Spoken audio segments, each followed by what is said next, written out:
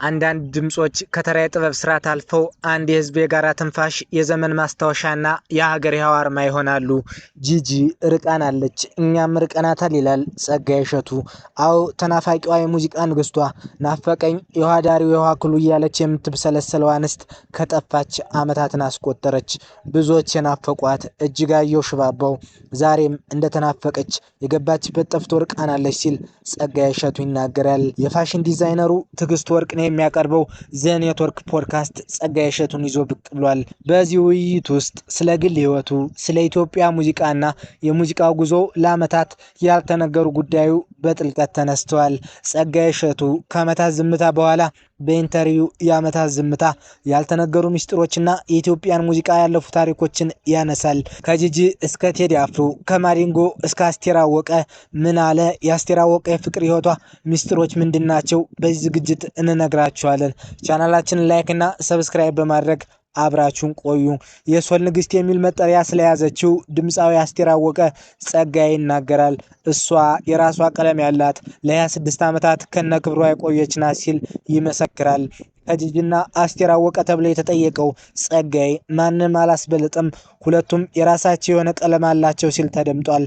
ነገር ግን በምንም መንገድ ምረጥና አስበልጥ ካላችሁኝ አስቴር አወቀ ሲል ተናግሯል። ህይወትን ወደ ሙዚቃ ቀይረው ከሚያዜሙ ሙዚቀኞች አንዷ ናት። ውድ ፍቅረኛዋን ተንከባክባ ባለመያዟ ይመስላል ዛሬም ድረስ ትዳር ሳትይዝ መቆየቷ። ይህንንም ስትገልጽ ወይንሮ በሚለው ሙዚቃዋ ውስጥ ትነግረናለች። በርካታ ድምፃውያን የኖሩትን የፍቅር ህይወት፣ መከዳትን፣ መናፈቅን፣ አፍቅሮ ማጣትን በሙዚቃዎች ውስጥ ይነግሩናል።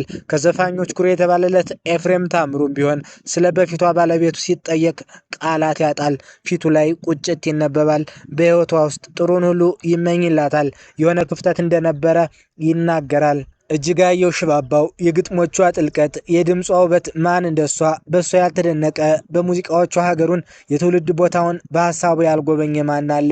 ጂጂ ወደ ሀገር ቤት ብለው በርካታ የሀገር ውስጥ ሚዲያዎች ቢሰሩም ሊሳካ አልቻለም። ሀገሩ በሙሉ ጋራ ሸንተረሩ ናፈቀኝ እያለች በርካቶችን ያስናፈቀች ተናፋቂዋ ናፋቂ ዛሬ ላይ የገባችበት ቦታ ጠፍቶ እጅጋየሁ ሽባባው ዛሬስ ቀጭን ፈታዋ እመቤት የት ነሽ?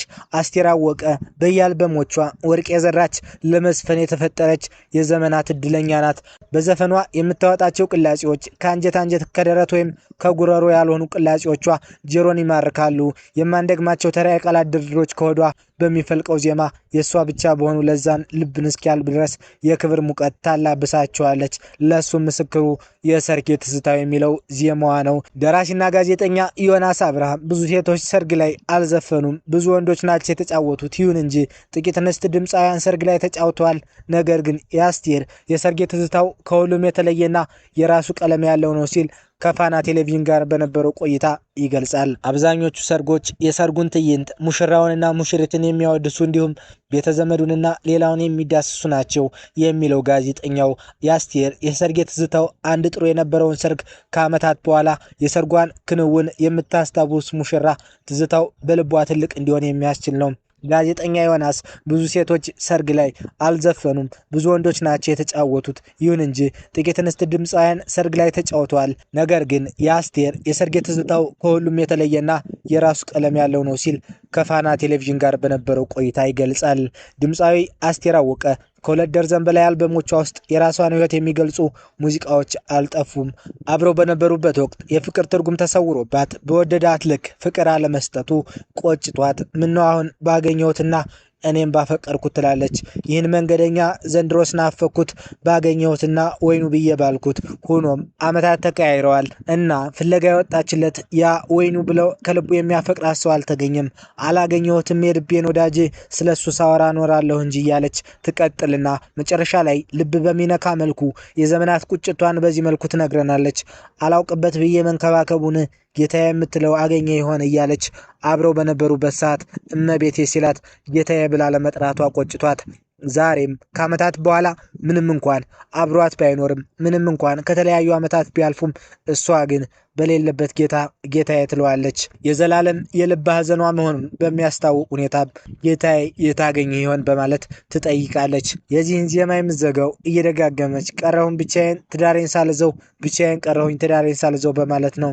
እነዚህ ከላይ ያነሳናቸው ተወዳጅ አርቲስቶች አስቴር በዜማዋ ኤፍሬም በዜማውና በቃለ መጠየቁ እንደነገረን በአንድ ወቅት በወጣትነት ዕድሜ አግኝተው ያጡት ቀምሰውት የነበረው እውነተኛ ፍቅር ከዓመታት በኋላ ዛሬ ድረስ ቁጭት አብሯቸው እንዳለ የሚያሳይ ነው። ይህ ለሌላውም ትልቅ ትምህርት ነው። ዛሬ አብረን ያለችውን ባለቤታችንን ወይም የፍቅር ጓደኛችንን በእጃችን ላይ ስላለ ወይም ስላለች ቀላል ነገር ሊመስለን ይችላል። ወንድ ቢሄድ ወንድ ይተካል ወይም ሴት ቢሄድ ሴት ትመጣለች በሚል ዛሬ በእጃችን ያለውን ወርቅ በእጅሽ ላይ ያለውን መልካም አፍቃሪ መያዝ ካልቻል እንዳስቱዬ ከሄደ በኋላ ጌታዬ እያልን በቁጭትና በትዝታ መብሰልሰል ይመጣል።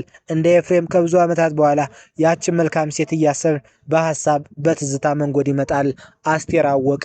አስቴር የኢትዮጵያ ታዋቂ ዘፋኝ ስትሆን ብዙ የሙዚቃ ስራዎቿን ከሰባዎቹ ጀምራ በማቅረብ ትታወቃለች። አስቴር ከ13 ዓመቷ ወደ ሙዚቃ አልበም የገባች ሲሆን ከተወለደችበት ጎንደር ወደ አዲስ አበባ በመምጣት በወጣትነቷ ሙዚቃ ኮንቲኔንታል ባንድ፣ ሆቴል ዲ አፍሪካ ባንድ፣ አይቤክስ ባንድና ሸበሌ ባንዶች ጋር የተለያዩ ዝግጅቶችን አቅርባለች። ከዛም በዝነኛው አሊታንጎ ገዛ ከባንድ ወጣ በራሷ መስፈን የጀመረችው አስቴር አወቀ ነጠላ በተለይ ከውብሸት ፍስሐ ጋር በመሆን ዜማዎቿን በታንጎ ሙዚቃ ቤት አከፋፋይነት በህዝብ ማድረስ ጀመረች።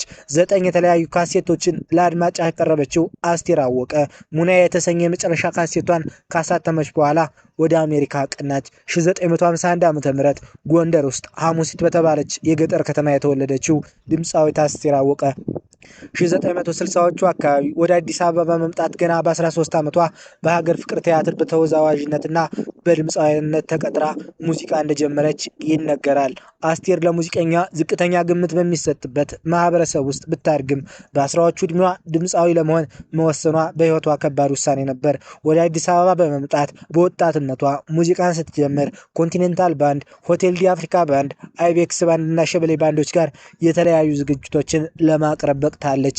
ፕሮፌሽናል የሙዚቃ ስራዋን በአንጋፋው ሀገር ፍቅር ቲያትር ቤት የጀመረችው አስቴር በምሽት ክለቦች በመጫወት ተወዳጅነትን ማትረፍ ችላለች። 1970ዎቹ መገባደጃ በአዲስ አበባ ከተማ ታዋቂ በነበሩ የምሽት ክለቦችና የመሳሰሉ የወቅቱ የተወዳጅ የውጭ ሀገራት ሙዚቀኞች ስራዎችን ተጫውታለች። 1981 ዓ.ም ያወጣችው ሙናዬ አልበም በኢትዮጵያን የሙዚቃ አፍቃሪያን ዘንድ ከፍ ያለ ክብርና ዝና እንድታጎናጽፍ አድርጓታል። ሙዚቃዋን ማስቀረጽ የጀመረችው በሸክላ ሲሆን ካሴቶችንም ለማስቀረጽ ችላለች።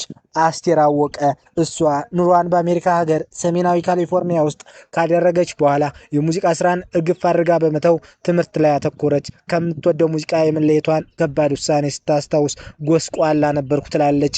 አስቴር ይህን ስትገልጽ ከጥቂት ጊዜ የሙዚቃ ማቆም ወደ መክሊቷ ተመልሳ የተሰማትን ስትናገር ደስታዬን ማቀንቀን ላይ አገኘው ትላለች። ድምፃዊት አስቴር አወቀ በሙዚቃ ህይወቷ ከፍታ ላይ ከተቀመጡ ኢትዮጵያውያን ሙዚቀኞች ውስጥ አንዷ ናት። በቀዳሚነት መገኘቷን ይህንንም ሲያስታውስ ጸጋዬ ከሷ የማስበልጥ የለም ይላል። ይህንን ተከትሎ የወጡ የዘርፉ ጥበበኞችም በርካቶቹ ነው እናገኛቸዋለን። አስቴር አወቀ በሙዚቃዎቿ ፍቅርን፣ ናፍቆትን አሁን ላይ ደግሞ ገላገላ የተሰኘው ሙዚቃዋን ደግማ በመስፈን በርካቶችን አስደንቃለች። ነገሮችን ሸሸግ አድርጋ በመያዝ እንደምትኖርም ይነገርላታል። ለመሆኑ አስቴር አወቀ ጋር ምን ትዝታላችሁ? ሀሳብና አስተያየታችሁን አጋሩን። ቻናላችንን ላይክ፣ ሰብስክራይብ በማድረግ ቤተሰብ ይሁኑ። ሰናይ ጊዜ ተመኘን።